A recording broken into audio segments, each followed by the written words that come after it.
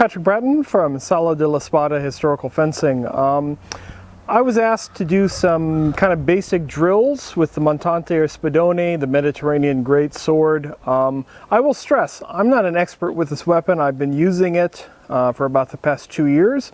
I've mostly learned with Maestro Tanpuy from Galicia, and so I really take his approach to doing some of the Montante rules and techniques. So again, we don't have that many treatises about the Montante, the Spadone, Godinho, Figueroa, Alfieri. Probably Godinho is probably one of the main ones that I work from with some of the others. What I want to do is talk about some very basics, things that Ton showed me that I think will help making using the Montante Spadone a little bit easier. So first of all, the grip. So when you're looking at this, one of the key things that's important is we often want to grab a two-handed sword, something like this, whether, some sort of grip here that naturally lies the true edge with how we cut. That's the natural way we want to do things. The problem here, there's twofold. One is these quillions, as you do motions, will get in the way and hit your arm. And as you do your circular cuts above your head, risk hitting yourself in the head. And you'll see that all the time, people online joking about how many times they hit themselves with the quillions. The other thing it also makes it makes it tricky to use both edge. And most of the rules, you're going to use true and false edges, probably about 50-50, unlike a lot of other weapons. So what Ton showed me to do, and you can also get some of this other text like Figueroa's first rule, where he talks about the importance when you're standing in your Montante stance to have the thumb down. So if we take that as an indicator, and then also again just trying to work with Montante, holding it this, which is similar as I understand it to a lot of German longsword grips when they're doing their Zerkaus, the sort of helicopter strikes, if you will, having the thumb down and holding it here, so you almost have sort of like the ward against vampires sort of thing going on, rather than this. You don't necessarily have to have the thumb. The main thing is you hold it like this. This does a couple of things for you. One, it facilitates using both edges when you make cuts, a sort of scything-like action here. I can use false edge, I can use true edge. The other thing that's perhaps even more important is as I use the weapon, as long as I hold it like this, I can do anything quite close to my head. I'm not going to hit myself at all with the quillions. So it's very helpful for that. So once we have the grip here, and again, Godinho has probably got the only guard for the Montante, a guard of this, right? Holding it ready to cut. Moreover, a couple of other things. You guys who study Godinho know all about nails up and nails down. That's in rule 1 of Godinho, right? If I'm thrusting on this side of my body, I'm thrusting nails up. This side of the body, I'm thrusting nails down, right? So you can imagine single sword, nails down, nails up, right? Hand in second, hand in fourth, from an Italian perspective. Anyways, so that's important when we do rule number 3, a few of the other rules. So a couple of warm-up drills. One is just get yourself in kind of a Kima stance, a short natural horse stance, not a wide horse stance. And what you can do is just very easily cut in front of you, back and forth, and end up in your sort of chamber position here on the side. This is important for some of the other drills that we do. And just work this action. Work also transitioning your hands to where, so you could use the thumb if you want, and then as it comes back, the thumb comes back on the side. Just get used to that and warm up your arms. Nothing elaborate. Don't worry too much about making a nice cut. Worry more about the action. I think particularly for the Montante, you can make a strong argument. You're probably actually not going to be cutting people. You're actually going to be scaring them by swinging them around. So it doesn't really matter in a sense that you've got this really nice tatami mat sort of cut coming by. And in fact, worrying too much about that in the beginning can actually mess up your body mechanics. It's far more important to sort of flow with the weapon, dance with the weapon. I know that's kind of a cliche. Thinking about the momentum. Once you get that swinging pretty good, you can add the over the head cut to it. So I do my normal scythe cut here, around the head, and back. Chamber, scythe cut, around the head, back chamber. Very important here that as I do this cut around the head, I'm really coming up and behind me, because again, if somebody's behind me, I've got the blade coming up to cover me. Right? So different than, say, longsword, where you often want to keep the guard in front of you and not do these big chambered cuts. You want to have this in the back.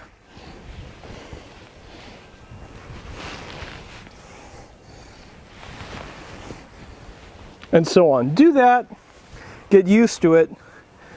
That'll help you for most of the other actions that we do.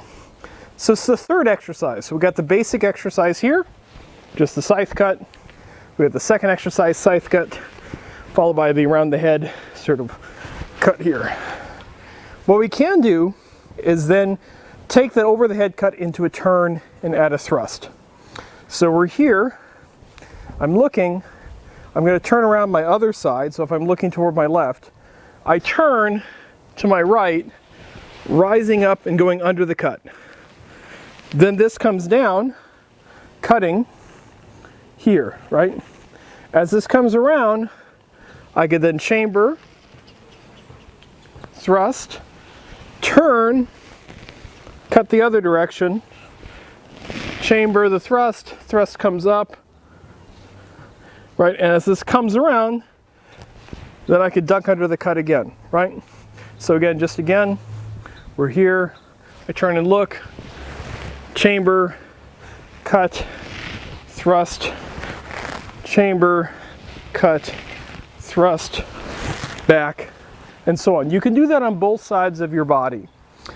That's not the same mechanics exactly as Rule 3, but that's an easy sort of flourish or drill you can do to get you into doing Rule 3. And I'll show another video on that later. So again, just 3 basic exercises in addition to sort of how we grip the Montante, and 3 basic drills you can use to help you.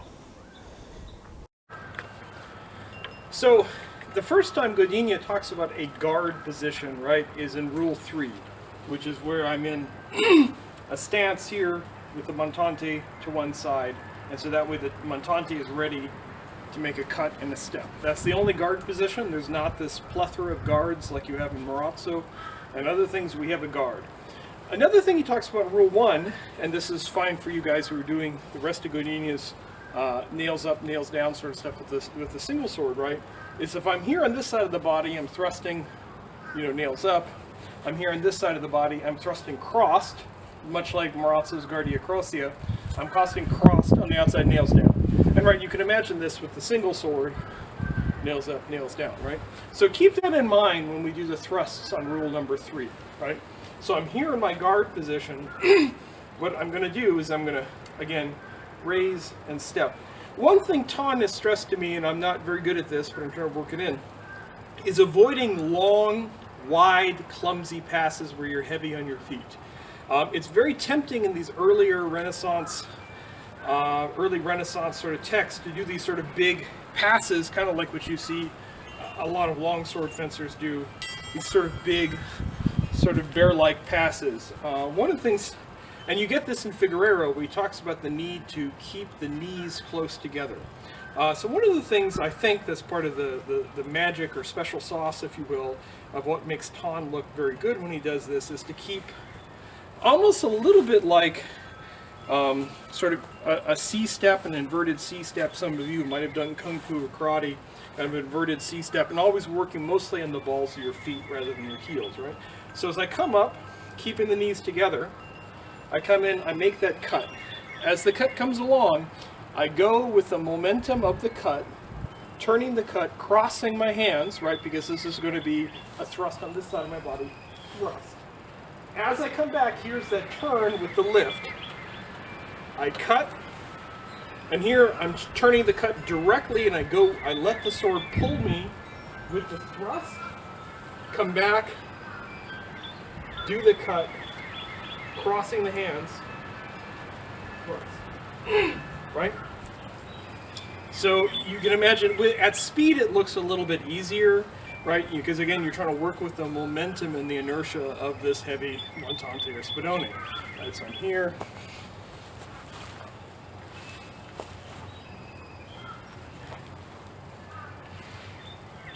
And so on. And I can show you from the side as well.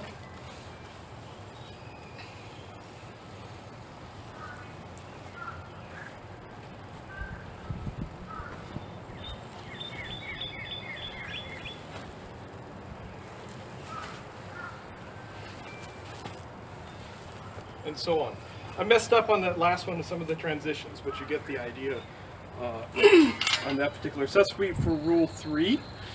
Other things that are useful to practice are like rules 4, right, which is against the shieldsman, right?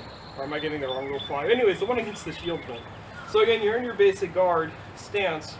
You come in for that scythe-like action with a step, keeping the knees together, low, try and bring it up around. And this is your guard, right, in case he has a riposte against you afterwards. Then I'm coming in. Now I'm going to cut with the false edge, and that's why this grip is handy. I come in with the false edge, chambering around here. And you do that back. The one with against 2 shieldsmen has some additional movement, so we won't do that today. But here, step, cut, into guard, step, into guard. Now, it's not in the rule, but you could imagine adding additional actions if this was, say, you were doing this not just as a kata, as a rule, but you could imagine a step, come to guard here, and then you're very well set up for additional strike that the kind of strikes that you get in Figueroa's composed rule of 1, right? So you can do that. Lastly, I want to end on the crosses of Alfieri, the 3 and the 4 crosses. These are very handy to practice. You can keep practicing these for a long time, and they're very similar to the rules that Godinho has about guarding the goods when the goods are on the ground. So key with this, make sure you're in a space where you can move and you're not going to have accidents. The key to the 3 crosses, so you imagine we're going to divide our surrounding target around us into thirds, right? So the key thing with this is to look before you cut, right? So I'm here, and also keeping these narrower, light steps, and also to really extend my arms with the cut and to raise behind the head. So let's say I'm here, this is my first cut, I look, I give a hard concentration to that target, I cut, extended arms, back, I look, that's my second, cut, around, look, cut, and then I stop. So that's my 3. And then we start this over again the other way, this time extending around and cutting with the false edge, right? So look, look, cut, look, cut, look, cut, 3, and so on, and so forth. Always remember that first drill we did, here, that's where you end up. That's where you check the momentum of the weapon when you get done. So naturally, your last swing will probably be less fast, as well to slow it down. So again, that's where I end up slowing the weapon. There are other tricks you can do to slow the weapon. I won't get into those now. 4 crosses, at least the way Tom taught me. This is not exactly how it is written in Alfieri. Alfieri is very vague. So I'm going to do 1, 2, 3, 4. So I don't go 1, 2, 3, 4. I go 1, 2, 3, 4. So I'm here, I look, cut, look all the way behind me, look at a 90, and then all the way behind me. So look, 90, and then 100, right? So I move 1 in front, in back, to the right side, and then last to the left side. Is normally the order to do that. That seems to flow better than if I was to do 1, 2, 3, 4. I only have 1 that's half size, right? So look, 1, 2, 3, 4, 1, 2, 3, 4, and so on. Again, I'm still working on my footwork. It's not as smooth as it should be, but that should get you an idea of how to do crosses, the 3 crosses, the 4 crosses, with some carryover for one of the protecting the goods.